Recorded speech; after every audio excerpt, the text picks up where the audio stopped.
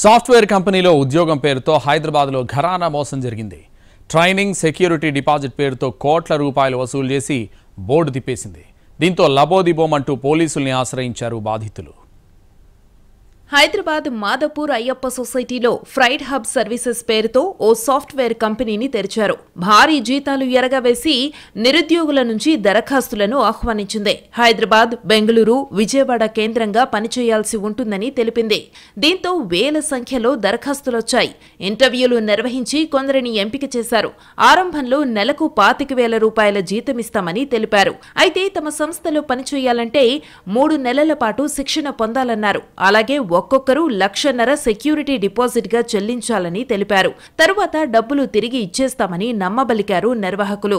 ఇలా నిరుద్యోగుల నుంచి 10 కోట్ల రూపాయలు వసూలు చేసింది ఫ్రైడ్ హబ్ సర్వీసెస్. కొన్ని రోజుల పాటు నిరుద్యోగులకు మాధవపూర్లో ట్రైనింగ్ ఇస్తున్నట్టు నటించారు నిర్వాహకులు. రాత్రికి రాత్రే బోర్డు తిప్పేసి నిర్వాహకులు పరారయ్యారు.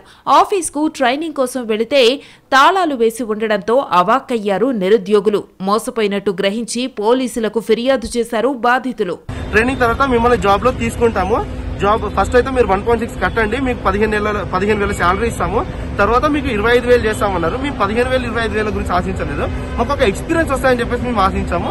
అదొక 1 year వరకు చేసిన తర్వాత ఏదైనా కంపెనీకి వెళ్దామన్న గ్రూప్ తోటి మాత్రమే మేము చేస్తాం. కానీ మాకు ఎలాంటి చెడు ఉద్దేశంతో అయితే మేము కంపెనీకి వెళ్ళి మేము లక్షలు స్కామ్ చేయాలని అయితే ఈ ఉద్దేశం అయితే మాకు లేదు. XML XMP సపోర్ట్లు కూడా ఉన్నాయని చెప్పేసి టాక్ వచ్చింది. అది ఎంతవరకు అనేది అయితే మాకైతే తెలియదు. మేము మళ్ళీ చెప్తున్నాం, దయచేసి మా ఫేస్కులు మాత్రము మేము స్కాన్ చేస్తున్నాం కదా, ఇంట్లో తెలిస్తే సూసైడ్లు చేసుకుంటారు. ఎందుకంటే అందరూ ఇంటెన్షన్ ఒకటేలా ఉంటారు. కొంతమంది వీక్ గా ఉంటారు, కొంతమంది స్ట్రాంగ్ గా ఉంటారు పేరెంట్స్.